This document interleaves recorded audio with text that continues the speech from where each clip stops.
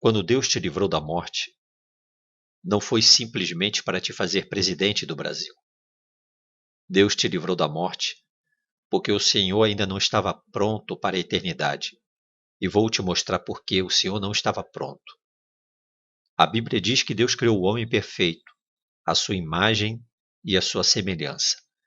Por isso, Deus deu ao homem o livre-arbítrio de escolher se ele continuaria servindo ao Senhor em santidade ou se ele seguiria o seu próprio caminho longe do seu Criador. A Bíblia nos diz que o homem pecou desobedecendo ao Senhor. Então Deus disse para o homem: maldita é a terra por tua causa. Isso pode ser conferido lá em Gênesis, no capítulo 3, versículo 17 ao 19. Após a queda, cada um seguia o seu próprio coração. Cada um tinha a sua própria regra de vida, a sua verdade. Vendo Deus que o homem estava sem direção, o Senhor lhe deu os seus mandamentos como regra de conduta para ele seguir. Deus deu a sua lei para o homem. As Escrituras afirmam que ninguém conseguiu cumprir toda a lei de Deus. Lá em Romanos, no capítulo 3, versículo 23, diz que todos pecaram e destituídos estão da glória de Deus. Vendo Deus a nossa incapacidade de reconciliação, Ele enviou seu Filho Jesus Cristo para ser o nosso fiador. Jesus pagou a nossa dívida, cumprindo toda a lei de Deus. Ele morreu na cruz, pagando a nossa pena, pagando a nossa dívida. Ele ressuscitou vencendo a morte, o pecado e o seu poder. Em Hebreus, no capítulo 7, versículo 22, diz que Jesus foi feito o nosso fiador. O senhor sabe o que é um fiador? Não sabe? Em Atos dos Apóstolos, no capítulo 4, no versículo 12, diz assim: não há no céu nem na terra nenhum outro nome dado entre os homens pelo qual devamos ser salvos. A Bíblia nos diz que só Jesus pode livrar o homem da ira de Deus. O senhor sabe que existe a ira futura?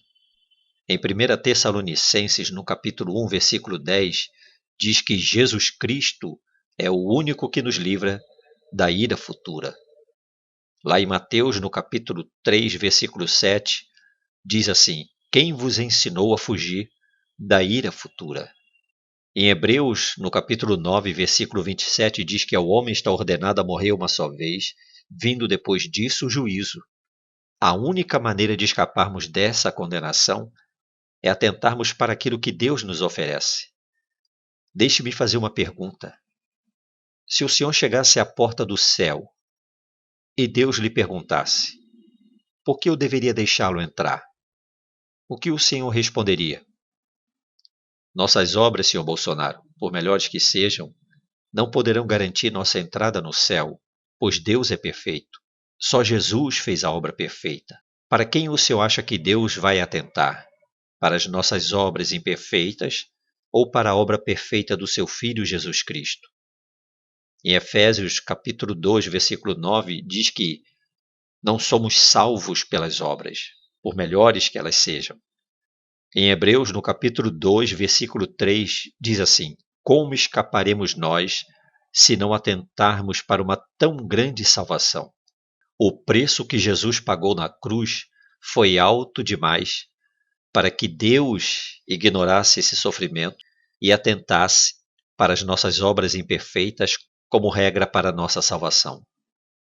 Muito mais do que ser presidente, o senhor Bolsonaro, o senhor precisa arrepender-se de seus pecados e receber Jesus Cristo como seu único e suficiente Senhor e Salvador da sua vida. Isso é muito mais do que se batizar nas águas e do que dizer para as pessoas que o Senhor entregou o coração a Jesus Cristo. Receber Jesus é experiência pessoal, é experiência íntima e transformadora. Não é religião, é uma experiência intransferível com o Senhor Jesus Cristo. A Bíblia nos diz que nada existe entre nós e a perdição eterna, senão a forte mão de Jesus Cristo. Resolver a questão da nossa eternidade é a questão mais importante da nossa existência. A Bíblia diz que só existem dois caminhos: vida eterna com Cristo ou perdição eterna sem Cristo. Quanto ao seu cargo de presidente, deixe-me dizer uma coisa. Deus te livrou da morte, e contudo, o Senhor, como presidente, foi até aquele país e reverenciou um Deus pagão.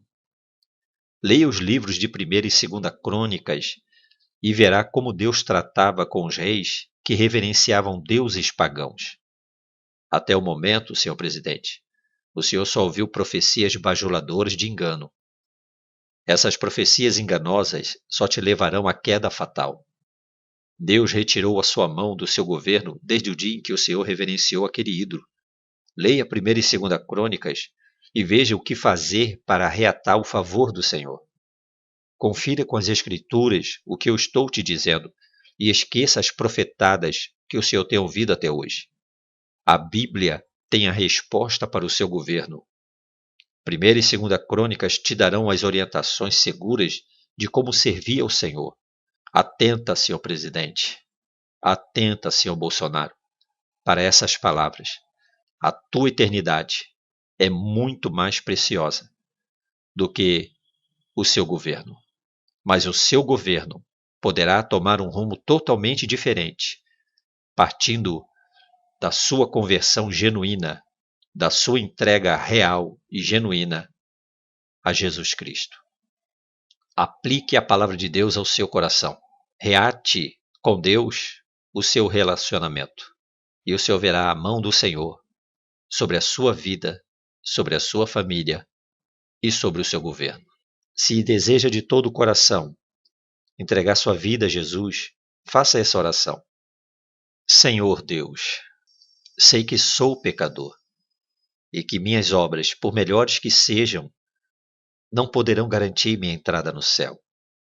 Peço perdão pelos meus pecados. Peço que o Senhor me lave com o precioso sangue de Jesus Cristo. Me concede um novo coração. Transforma, Senhor, a minha vida. Remova, Senhor, a angústia, o peso do pecado que está em meu coração. E eu, nesta hora, Senhor, entrego o meu coração a Jesus Cristo e desejo que Ele seja o meu Senhor e o meu Salvador. Abençoa-me, Senhor, e dá-me a Tua paz. Em nome de Jesus eu te peço. Amém. Se o Senhor fez essa oração com sinceridade, saiba que o Senhor experimentou agora um milagre, o milagre do novo nascimento. Que Deus te abençoe.